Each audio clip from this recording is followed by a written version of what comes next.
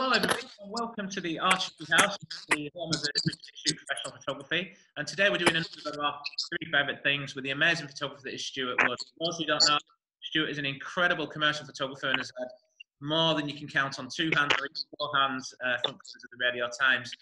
Also is a prolific wedding photographer who very recently moved into real high-end stuff. So glad you could join us, Stuart. Welcome. Morning. How are you? I'm very well, thanks. Good to see you. Just saying about my haircuts. I've had mine shaved, the virus haircut, so the lockdown haircut, but you've kind of held off, haven't you? Well, yes, but it's starting to do this now because, as I say, mine goes there rather than down. So I'll have to be brave at some stage. Otherwise, I'll look like some extra out of the 70s Shaft film or something, soon. Because that's the way it'll go, I tell you. And I have to be careful of the wind now because it'll blow and it just stays there. Because my hair's so thick, it's unbelievable. Shouldn't be complaining because I won't go bald, but that's the way it's going to go. So I'm going to have to be brave and get the old scissors out soon, or maybe the shears. I don't know. We'll see what happens. So just for those who don't know, can you just give us a bit of a bio and how you make your living day to day, and a little bit about what you think? Yeah, I mean, I left college 30 years ago. Wow, where did that go? Before that, I was at Sainsbury's. Nearly went into management at Sainsbury's. Mad fanatical photographer. So I thought I'll give it up. I've always been one to be a bit of a maverick now and again, as you know. My manager said, "You're mad because you're going to make a great manager at Sainsbury's." Said, "You're probably right. I'm probably the worst decision I've ever made." Anyway, went to college, managed to get a really good course at Salisbury College, and that changed my life because I thought I was going to be a still life photographer, and I've got one of my pictures I'll show you shortly. But that wasn't working, and one of my lecturers, this is great when you get great teaching, lecturers took me to one side and said, no wonder you're having a frustrating time because you're a people person. We send you on photojournalist projects and people projects. You're the one that gets into places the others don't get to and get people to do things that the others don't get to, and you do it in the right way. So then, and this was like one defining moment of my career and my life. As you know, once I've got a bee in my bonnet, I'll go for it, So the last year and a half at college, I wrote to 250 celebrities, and I actually got 25 of them. And message to anyone out there, I'm not a hero, I'm not trying to suggest that, but I would say, people laugh at you when you come up with these ideas, and they were laughing at me. Who's going to say yes to you? I don't know. But what's the cost of a stamp? Does it matter? They weren't laughing a year and a half later when I came out with a distinction. Photographer of the Year student at the Photographers Gallery in London, and was already being commissioned by national magazines, So let them laugh, and then you'll have the last laugh, So there we go. So then I left and treaded the streets of London twice a week, calluses on my hands, carrying the folio around, getting a small job here, a small job there, and then eventually getting a median job, and then them going, you're not doing too bad. They're throwing you in at the deep end, which I kind of like. I know you kind of probably, get really nervous about it and don't sleep well the night before and that. But I kind of like that. And then you just take the advantage of your opportunities, basically. And the big break for me was 1994. They threw me onto Pride and Prejudice, and I'd come away. They'd thrown about 3 photographers on that, and it was not a nice thing to work on. The cast were great, but I won't go into the reasons.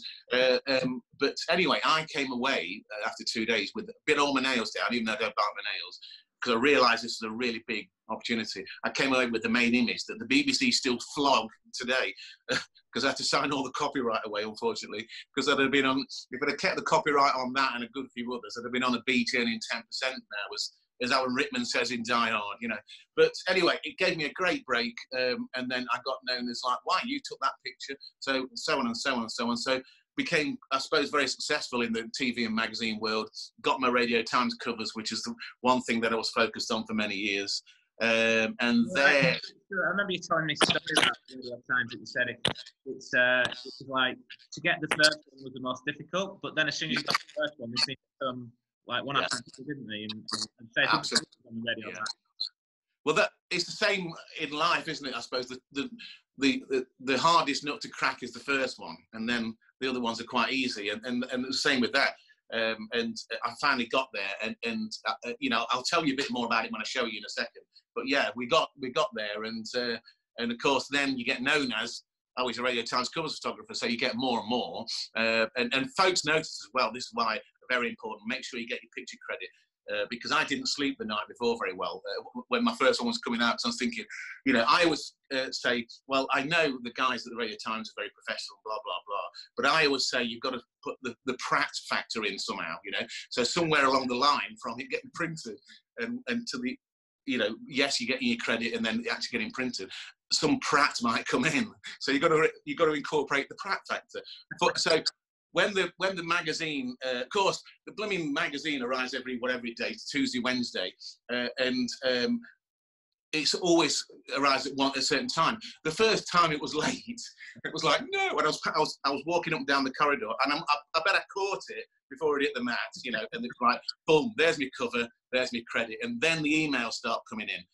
Congratulations on your RT cover, so everybody notices. Yeah, that's good. Good. And you, sorry, I kind of put you mid-floor then. You were then carrying on about your career and. Oh yeah. So and then I sort of continued doing that, I suppose, I continued doing that for quite some years, and then wanted a new direction. It was about 10 years ago when I met you and Jeremy, when I wanted to move into luxury weddings, because I saw your Vance and your Jerry stuff, and I thought, wow, this is what I want to do. This is not just. I used to do sometimes 2 weddings on a Saturday when I was a student, to get me through college, but it was all lining them up outside a church, cut the cake, clear off to the next one, and I kind of always enjoyed the process, but didn't enjoy the lack of sort of creativity. So when I saw the new stuff coming out along, and I thought, this is exactly what I want to do. This is beautiful. This is me, getting that connection with people, and I love weddings anyway. So I thought, perfect combination. So that was about 10 years ago, and I've kind of chipped away and kept going, and obviously I'm starting to get there at the highest level now, which is great.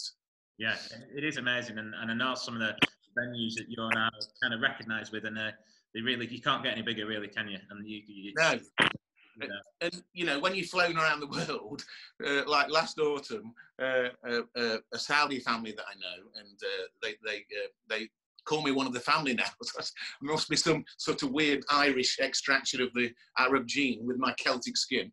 But because I'm the same with everyone, you see. So they flew me to Istanbul, and we arrived at the airport, and there was a lady with an iPad with my name on, and it was me and my assistant, who's my lad at the moment, so he's loving it. And we got buggied all the way through the airport, through passport and through customs and whatever, to a limo, which then took us to the Kurgan Palace Hotel, which is like incredible 5-star deluxe hotel on the banks of the Bosphorus there.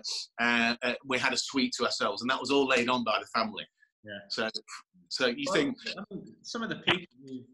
I've been a big fan of your work, as you know, for years and years and years, and your work's incredible. But some of the people, some of the stars, Joanna Lumley, you went into Russia with, in Moscow, and some of these people that you've spent time with, it's just... The names that you could drop at parties is unbelievable, isn't it? Yes, I do, and I do, don't I? Yes. And there's also, and there's that. And looking back, Martin, I've met loads of folks, and Beckham and Robbie Williams and Paul McCartney, cover of the Radio Times, etc. And that's great. It's lovely meeting them. But then, there's this other side as well. I'm known, strangely enough, believe it or not, as being a very sensitive person, and being one that I can be thrown in at any situation, really. And some of the stuff that I've done over the years are really special to me as well. For instance, there was when it was the 10th anniversary of the Soham murders, the ITV did a massive documentary, and literally the head of the ITV, because they told me this, went to the picture department and said, you've got to get the right guy or girl to do the pictures, because if he or she messes up, it could make the red tops, and this is going to be so embarrassing. And they said, we've got no hesitation, we'll send Stuart, So I went and did it, and it was a tough job. They were lovely people, and I spent the day with them, and I thought they'd be lovely, and they were.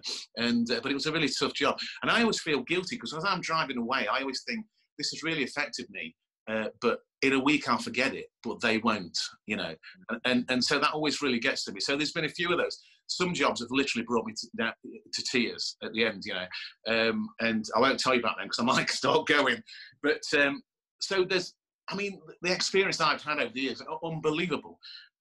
I've been in operating theatres during operations. I've been in helicopters, on yachts, and top of the Highlands of Scotland, and worked in Buckingham Palace. Had the whole of Westminster Abbey to myself. Had the whole of HMS Fitzroy to myself, and then met loads of ordinary people like me. I spent a night with photographing, I should say, with a street cleaner in Birmingham. And me and him got on great. It was all a day in the life of Broad Street, Birmingham, for a documentary. And I literally spent the night with him as he was sweeping the streets, and we had a really good laugh. And then I feel very privileged that I'm able to dip in and out of people's lives, and I always get on famously with them. And there's so many stories over the years. Yeah, and the other thing that I've noticed in common with yourself and some other very successful photographers, like, and I'm sure you won't mind me mentioning his name, Sean Conboy, is that you're real hustlers. You're out there knocking on the doors. You're not waiting for the work to come to you. You'll actually really do push at getting the work to come to yourself, don't you? Absolutely, yeah. That's the way you've got to do it. And I know it's against your nature in some ways to do it, but you've got to do it, because if you don't, you won't get it. It's as simple as that. And when I go back to they asked me back to college still to go and teach, talk to the students, and I always say to them, guys, opportunities aren't foghorns, they're whispers. You've got to, it ain't a door with a sign above it. I said, I always say, because you've got to make you see the door and go through it, basically. Otherwise, somebody like me will. It's that simple. So you do. I always think everyone's frightened of the word no, and I'm now recommended by some of the top 5-star deluxe venues around the world, and certainly over in this country. And I've done it by just approaching them and thinking, what's the worst going to happen? Oh, the worst is they'll just say no, leave us alone. All right, the sun will still come up the next day. So you've got to get over that kind of fear, I suppose. And we've all got it, but the fear of rejection and all that. But you just think like, well, the possibilities, if they say, oh, hold on, are endless, then, aren't they? So and it's a numbers game, isn't it? So if you approach, 10 new clients, 10 new venues, you might get 2, 3, but what can happen with that 2 or 3 is like amazing then. So yeah, I don't care. I like and the older I get, the more I feel that way as well. Excuse me. And one of the sayings I live by now, and it's very true, Mark Twain, the author, said, in 20 years' time, you're going to regret what you didn't do, not what you did. And I think we should all recognise that and not waste the time, because as we know, it goes so quick. It does. I'm coming up next February to 50, and it's really hit me recently that's so true. It really is. Yeah. Okay, so we've asked you to get 3 images, your 3 favorite images that you've ever taken. You've actually got digital prints, which I really like, or prints rather than digital files. So you believe in that power print as well. So yeah, if you want to explain and show us your first favorite image. Absolutely. Now the first one, I thought I'd go down the print route, excuse me, rather than the digital, for 2 reasons. First of all, I don't have to scan them then. And secondly, to see the original. Now this picture, when I was doing my photography, I'm back at Sainsbury's now, mad amateur photographer. I've got a spare room at home. So on my days off, I'd photograph things, and I did the usual, what we all do, photograph grapes and all this kind of stuff, And then I thought I'd push it, and I invested, I saved up for ages and invested in a Metz 45 CT5, top of the range flash gun that could take off camera. I thought, see what I can do with it. And I took this picture, which I'm going to show you in a second. So I thought, it's really basic now, but it's one of those things where, and funny enough, a couple of weeks back, we're in the shed clearing stuff out, as everybody's doing at the moment. And the stuff you find, and I came across it, and I thought, I've got to hold this, so keep hold of this, because when I took this picture, Martin, I couldn't believe I took it, and it was like one of those, looking back now, a very defining moment in my photography. And I remember showing it around at Sainsbury's, and even the managers would come in to have a look at it and go, "Well, you took this," and it ain't that great. I know I'm building it up, but it was just the fact that. It was like, I couldn't believe I took it. And so it was with a high-speed flash, and it's a cocktail glass. Can you see? Yeah, absolutely. And I'd simply dropped a cherry in and did it a few times, obviously, and click, and it froze it. And I just couldn't believe that I'd taken that image, you know. And I know it's quite basic now, but at the time, what we're talking 30 years ago, did you think, something like that? Yeah, it'd be over 30. Yeah. Yeah. Wow. Yeah. So that's and the good thing about it is I had it enlarged later on, and I don't know where that's gone, but this was the original that I picked up all those years back, going, whoa, you know. And I remember, you know, I'd be watching television at night, and I'd have it at the side, just looking at it like this, you know, going, wow, I can't believe I took that.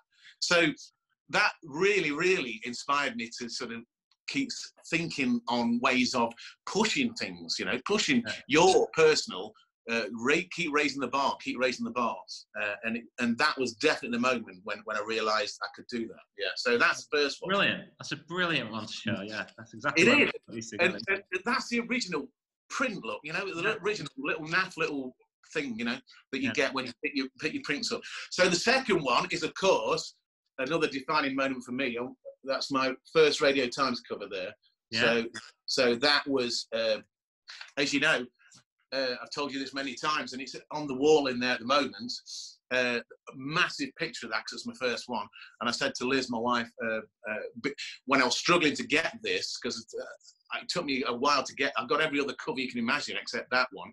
And I said, it's going to go on the kitchen wall there, or I die, whichever happens first, you know, because I'll never, ever give in.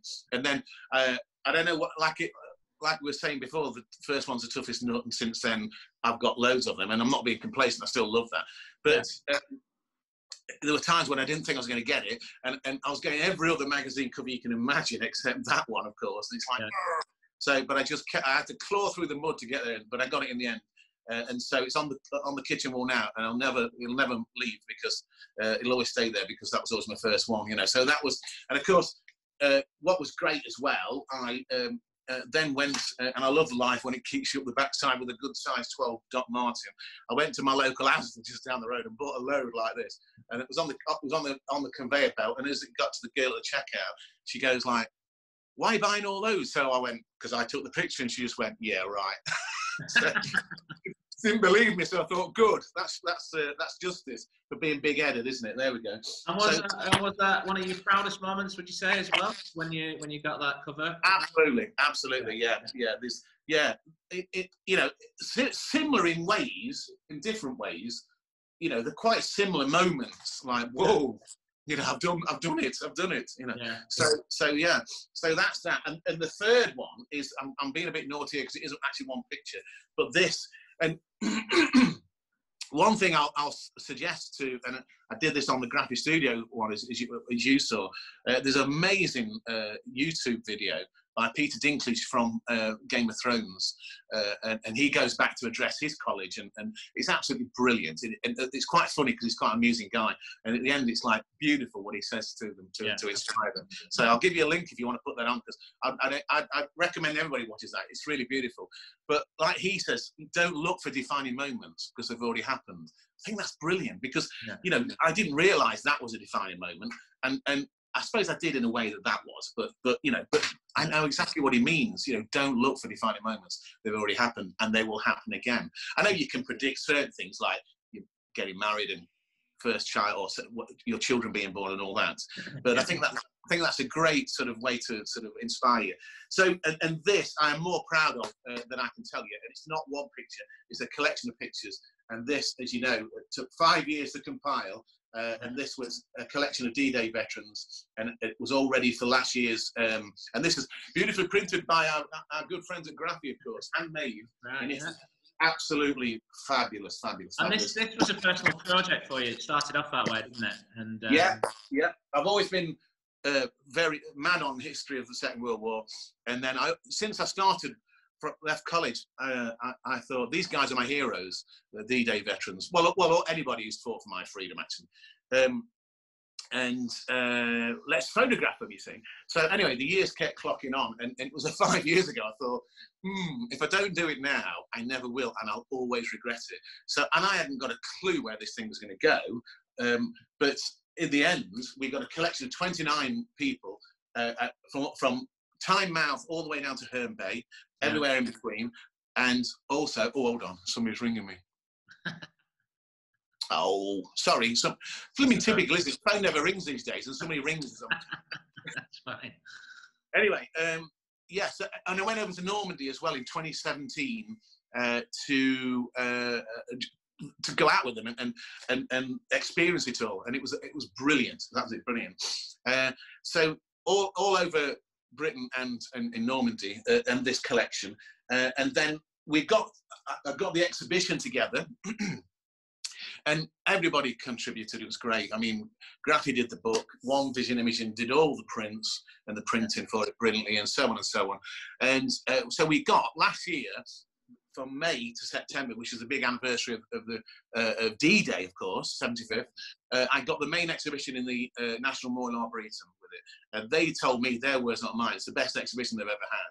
Because it's quite a simple premise. It's hopefully a cool picture with a really, really poignant story. That's it, you know. Yeah. And I deliberately didn't mention regiments or ranks or anything. And there's men and women in here as well, because God bless them, it wasn't just about the guys running up the beaches. It was a lot of other things, you know.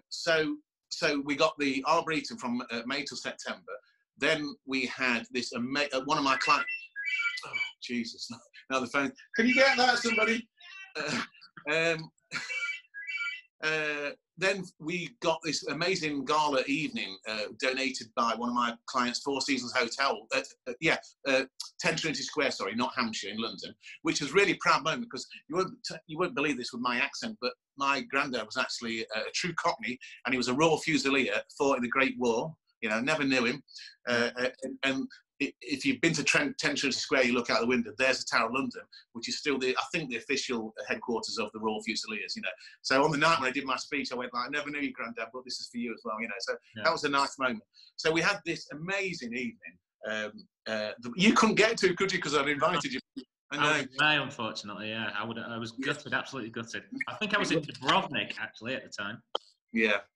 I know you couldn't make it.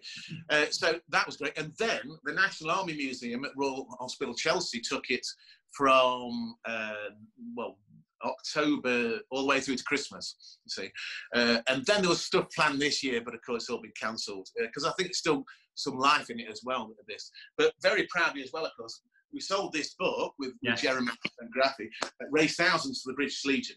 Because nobody earned anything out of this. It wasn't about that. It's a way of saying thank you to a set of people that we'll never see, the likes of we don't probably ever see again. And one of the proudest moments for me, which was quite unexpected, was the curator at the British Library managed to see this, and he said, this is far too important. So it's now been accessioned to the British Library with its own catalogue number, and it's going to be there permanently forever, which is like... Oh, that's wonderful, yeah. It is. If people want to have a look at it or purchase it, or kind of for the money to go to Legion, where can they get that from? Yeah, I think Jeremy's still got a few copies, because we sold out. Me and him, it was like The Apprentice on the night. We were flogging him, and like when they got to flog things really quick, we were going around, and he mercilessly sent Melina's children round, with the book as well. These cute little kids like to sew them, and it worked. So we sold out on the night, but I think he's got some left over as well, because I haven't. Again, one of the things I wanted to do this year, obviously also had to be cancelled, was to look at getting. I can't keep going back to Graffi for handmade books, because they've been brilliant at donating these. Is to get it printed commercially as well, and probably sell it and raise some more money. So I know Jeremy's got some. I'm updating my website at the moment, so it's strange enough it's not actually on there. But again, I can give you a sort of PDF if you want to put it up on or I can put it up on the BIPP Facebook thing, and they can have a look there. Yeah, that'd be fantastic if you don't mind. That's brilliant. Yeah. So that's and congratulations, because it was an amazing images that I remember you showing me on an iPad as you were kind of probably halfway through the process a couple of years ago, and the images were incredible. Okay, so we have one more image for us, I believe, which is something that inspires you to pick up the camera or to be. Absolutely. Well, my great hero when I was at college and still, and he was taken far too young from us, was Herb Ritz. Absolutely adored his obviously it's the people thing again, and what he could do with portraits, it's like, whoa, this is amazing. So and it's this one hung on my dark room, remember those, and it's Fred with Tires, it's called. And there's quite an interesting story with that, because I loved Herb Ritts, and I was going to work my little studio I used to have in Derby when I first started out. And there was a street seller with lots of posters and stuff, and that was in there. So he gave me a bit of a strange look, because there's all the girly stuff, and I picked that one for my. I said, "It's going in my dark room," and it hung there for many years. So that again was amazing inspiration from the great man, and it hung there many years. So it's the. I don't know if can you see that? Yeah. It's a very iconic image, isn't it? Absolutely, yeah, absolutely. It's been copied loads of times as well, but it's never. It's like when you copy anything, they never get it right. Never anywhere near as good as the original. Yeah. So that inspired me, and obviously his work still does. Very good. So we've got a couple of minutes left, Stuart, and thanks for doing that for us. Some amazing images there, and some amazing causes. Just before we finish, as you know, we're lockdown is just starting to kind of, I guess we're just starting to come out of it in a very, very baby steps, as I think you keep saying on the news. What advice, as a successful photographer that you are, what advice would you give to our members now, and what should they be thinking about and doing in the next, just quickly in the next couple of sure. Well, no, absolutely. Look, you've probably heard this so many times, but it's absolutely true. The worst thing you can do now is crawl in a rock and disappear. You know, my profile's gone up on Instagram. I'm posting 3 a day, and folks are even saying Stuart's phenomenal. We don't stop hearing from him. You know, so don't crawl under a rock and think, oh, I'll pick it up on the other side. And you know, now is not the time to do that. Now is the time to do your housekeeping and do your SEO and all this kind of stuff, you know, and do it, and still maybe have a little bit of time off as well, because we have got a bit of a unique opportunity to do that with our families, which is great. We've got the kids are back at the moment, which is brilliant, you know. So, but then also invest this time that we've got into your business and you, and I've literally sat back and thought, right, because I've got this plan to go a lot further, as I've told you. So I've had a good chance to sit back and go, all right, where are you, Stuart, now? Okay, well, that you need to improve on, all right? And that you need to press more in that direction. That's working, that isn't, and so on. So have a direction, have a plan, have a strategy about where you want to go, you know, because for a few years, I was kind of meandering like this. And Victoria Gretsch, I got her to mentor me, and she said straight away, she found out what the problem was. I told her about the Radio Times cover. She says, tell me about yourself. Radio Times cover, I'd die first, all the rest of it. We've already discussed that. And she says, what about now? Well, I want to be really successful in as luxury weddings. And she says, I know exactly what's wrong. This is great mentoring. You haven't got a purpose. And I know, and straight away I said, well, yeah, I have. He said, what is it? All right, you've got me. So she said, you got to have a purpose. And I thought, you're right, because I'm the sort of guy that I need to have something, you know, in my sights, you know, otherwise I do a bit of this, you know, and I was doing that for a few years. Still, I mean, very happy and all that, but like not getting where. So, you know, I'll give myself this plan, and I'm going to go for it big time. And like we discussed before, everyone knows the film Cool and Luke, when he keeps getting put down and put down, it keeps getting up, and that's me. So I'm going to keep going and going and going. And so just follow your dreams. You know, go for it. As far as we know, we're only, whatever you believe in or not believe in, we're only here once. That's everything that is guaranteed. You might believe in other things as well, but the one thing for sure that we know. So why settle for second best is what I always think. And again, the older I get, the more I think, like, you know, I don't want to sit back when I'm bouncing my great grandkids on my knee and regret. I want to think I tried the best I could. Not, oh, why didn't I do that? Why was I watching too much television? Or you don't hear any stories of people on their deathbed saying, I wish I'd have watched more telly. Now, telly's great, isn't it, in its place? But like, and we all procrastinate a bit and make excuses. But I would say, don't waste your time. This is a unique opportunity. Relax a bit more, yeah, and take a bit more time doing things. But sort that website out. That's what I'm doing. I've got a new website coming up. You know, sort out your business. You know, plug one great thing that I saw, and again, I'll try and find it, about what to do during the lockdown. And it said, plug any holes in your bucket, as in, you know, if money's, oh, you're too busy, I'm paying too much for that internet, whatever, but I haven't got time to do it. Well, you have now. I just not, I went on to Virgin Media and said, guys, you know, I was paying 103 quid a month, I think, for everything, TV and the phone and the internet. Too much. I'm hearing Martin, I do it in a nice way, obviously. I've been reading on Martin Lewis that some guys are getting what I'm getting for about just over 60. Let me tell you what I need now. I need you to upgrade me to the top broadband, and then, you know, but we need to cut this bill down, or I'm going to have to leave you. And I don't want to, because I've given you thousands of pounds over the years, been a good customer. I negotiate it down to £62 a month, you know. Almost. Yeah, so you can do this and do it nice, you know, don't just ring them up and shout at them, but do it nice and just be honest with them. I'm going to have to go, you know, because I can get it elsewhere for a lot less, basically. So what are you going to do as a good customer? So fix your holes in your buckets. Be inspired, okay, as well. Like I'm reading, rereading 3 books, and I'll give you these posts, these details. Well, one of which is the classic Dale Carnegie, How to Win Friends and Influence People. Have you ever read that, Martin? You know what? It's something that you always talk about, but I have to admit, I've never read it. Read, honestly, it sounds like, oh, this is the most boring, but it isn't. It's brilliant. It was written in the 30s, okay, yeah. So you've got to take into account that the examples that he gives are based around that. Having said that, human nature is exactly the same, and it is absolutely amazing, I tell you, it really is. You know, it's human psychology, and you find yourself going like, that's what I do, and I shouldn't do that, you know. So that's a great book. There's another one which is absolutely superb on the business side, called Purple Cow by Seth Godin. Now, as well, yeah. Somebody else has told me about that one as well. Yeah. And that is nowadays, because sort of advertising is dead for the most part. So if you want to throw some money out the window, do it, or place an advert in a magazine. It's about the same thing, because nobody sees them anymore or looks at them anymore. So to be successful now, you've got to be remarkable. And as in the example he cites is Starbucks. Like Starbucks came along and changed the way we drink coffee forever. Now they're going to have to find a new purple cow, or because so many people are coming on board. If they don't reinvent themselves, they'll go. And the purple cow reference means that, like, the last journey that you made, whenever that was, how many cows did you pass? You don't know, obviously.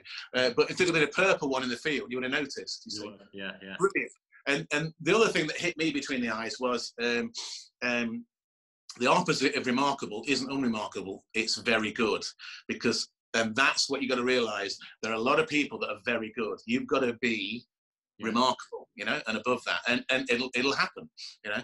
So there's that. There's how to I can't remember the exact.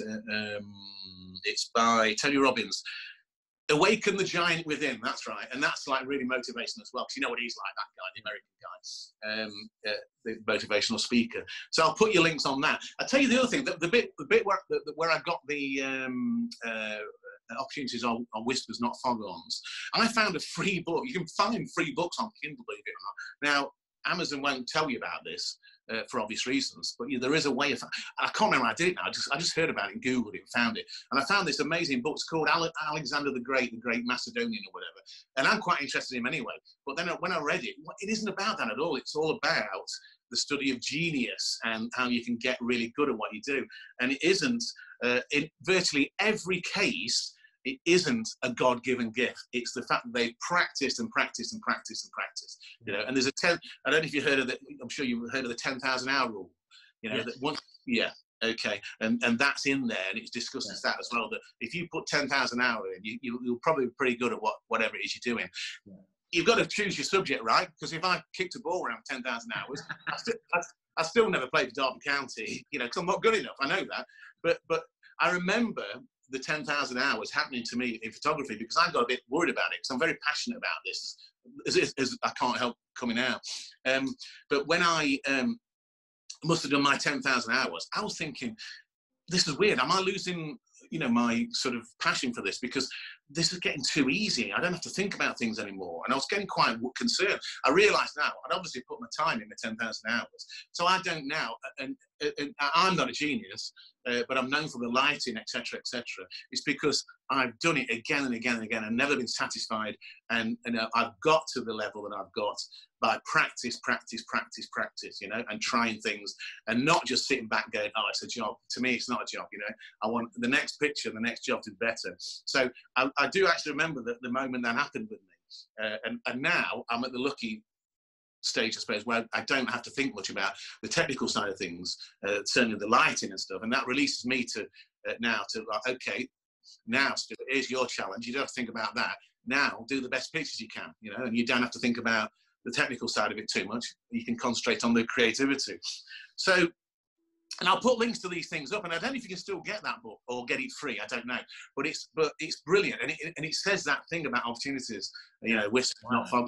And there's some great quotes in there, and some great examples of how you can, understanding that you can get really good at stuff. You know, this study of genius, and you know, follow your dreams. Goodness, like you say, we're only here once, aren't we? Yeah. We live in a great country. I know it's, we haven't asked for this thing at the moment, and we're all, you know, but we're still, compared with other countries, we're still a lot better off. And we will be, and I know we've got to pay the ferryman on the other side. Yeah. That's going to be important, isn't it? You know, but, you know, we're still in an amazing country where you can do anything you want if you want to. But you can have to get up and do it. You've got to get off your butt and do it, of course, you know. But for me, that's the fun bit. Yeah. Yeah. Brilliant. On that note, thank you very much, Stuart. That's been an amazing interview, and thanks for those amazing images as well. Great. All right. Take care. Take care. Cheers. Cheers, Martin.